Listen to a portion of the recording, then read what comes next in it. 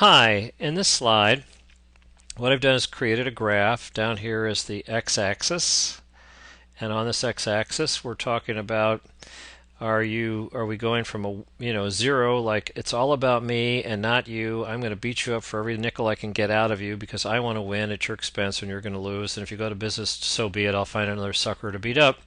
As opposed to let's be synergistic and try to create 1 plus 1 equals 2, 3, 4, 5, 6, philosophically at least, but that doesn't mean we know how to. So this is the philosophical dimension, and this is the how-to dimension going up the y-axis here, where we have very sophisticated and have all the metrics in the world about all the costs and supply chain activity. Now, down here in this corner in the yellow box, we have bid, bargain, buy for price. So this is where customers do reverse auctions on some sort of periodic basis. I know there are customers that say, here's what I need today. They fax it out to 5, 6 different distributors. They try to cherry pick the best prices literally every day. Of course, they wonder why they have all these back orders and lousy service. They have so much downtime, but they don't look at that. They just, boy, are they winning on price savings. Um, and some guys may say much more peaceful about it. They may check prices every quarter or once a year, and they say you're my pal. And I've done a little auction between 2 or 3 of the better suppliers that I perceive are for me, or tuned into who I am and can take best care of me.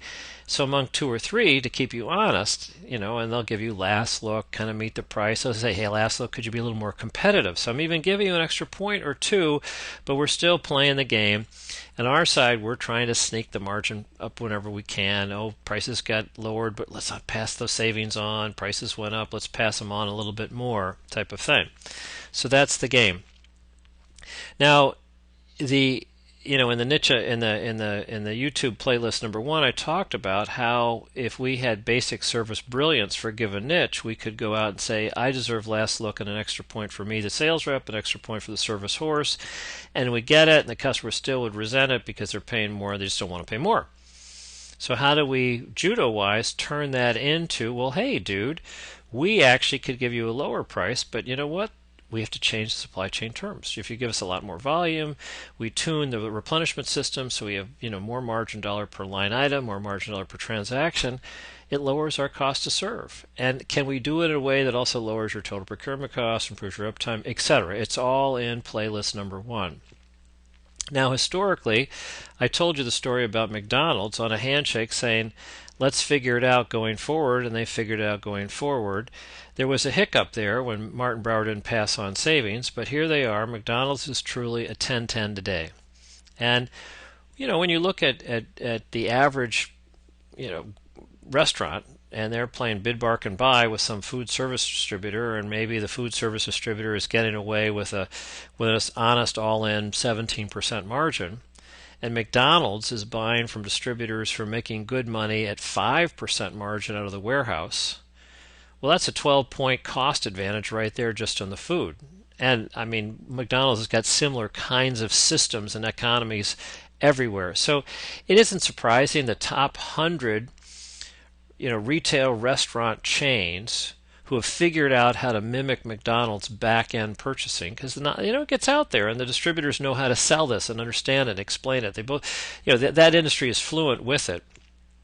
In the systems contract category, those distributors and restaurants continue to eat up more and more share of all the independent restaurants who continue to try to play bid, bargain, buy with all the independent distributors out there who want to keep selling the same old way.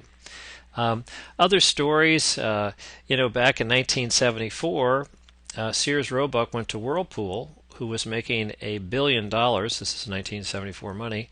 $1 billion of white goods for Sears. So Sears would buy washers and dryers, and it would have the Kenmore name. And Sears had the old, this is good, this is better brand, and this is the best brand. And maybe 2 of the 3 brands would be Sears brands, private store brands. Now, Whirlpool is doing $1.8 billion in total sales, so they obviously had 2/3 their volume or thereabouts selling to Sears. Sears turned around to Whirlpool and said, we're so huge, we're going to beat you up for another 5 off. So that looked like a sort of a lurch to the left here as far as we're going to win and you're going to lose. Whirlpool said, know what? We're not giving it to you. And if you want to go trying to find $1 billion worth of white good capacity on the planet that can get the stuff to your stores on time to your specs and quality, good luck. And Sears blinked. They said, my gosh, you're right. We are stuck together. We don't have a next best alternative. And Whirlpool said, yeah. And now that we're on it, we're going to change some different things because we need to make a little bit more money. And we're going to start to diversify away from you because you know what? We don't trust you going forward. So it was quite a case study that came out. In 1992, General Motors took a huge write-off on plants and big pension contribution, whatever, and they brought in a new vice president of purchasing named Mr. Lopez, who said, whatever contracts exist with our suppliers, I'm tearing them up. I want 5% off the top from everybody, no tiers. We're partners, we're losing, you need to lose too. So again, this was a lurch to the left by General Motors. So into that breach, Chrysler said, well, golly, what we'll do is we have a new philosophy called SCORE. And I forget what the acronym is. You can Google if you want to. But basically the idea is it's win-win. And if you can come in and help us find ways to save money, we'll reward you with more and more share. Now, heretofore, Chrysler, who was sort of third and sucking wind, could not get all the best tier one suppliers to give extra time, research, and so forth to their design needs. They were giving it all to General Motors and Ford. But because General Motors abused the suppliers, this was Chrysler's chance to say, hey, give us a little more love. And they did. So eventually General Motors had to oscillate back.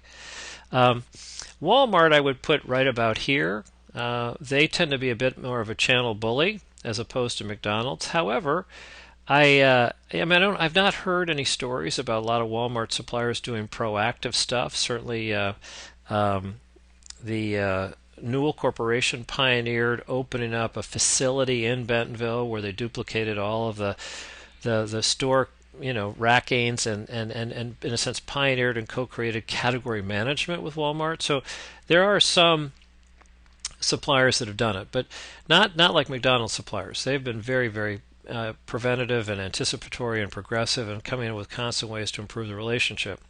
But Walmart, even though they sort of seem to have this big, powerful bully image, in a survey back in the late 90s, 65% of Walmart suppliers admitted that Walmart was their biggest customer. Walmart got the best price by far over anybody else, and Walmart was the most profitable customer because as much as the price was discounted, the cost of taking care of Walmart, the cost to serve dropped by even more, so the return on sales was fat. So this is just and here's a story over here where I've already told about General Motors and Mr. Lopez, and Kmart was late to the party on quick response, and they said basically we want to do everything Walmart's going to do, but we're going to beat you up, and the supplier said no, we're going to go do work with Walmart, and Kmart had a please come back, we're sorry meeting in March of 93, but it was too little too late, and Kmart's toast. I mean, they're dead. So and it's like Sears, here are two dying people latched together in the deep end. I don't think it's going to work out for them. So what we want to do is we want to figure out how we're going to move up here to McDonald's land over time.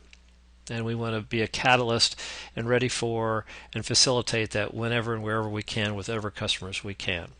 So this is a trend that we don't see when we look at our financial numbers. We're just so caught up in the moment, we not realize the whole world is shifting, and actually we may be a little bit like frogs where the water is heating up and we don't realize it until we're boiled. End of the story. On to the next slide. Thank you.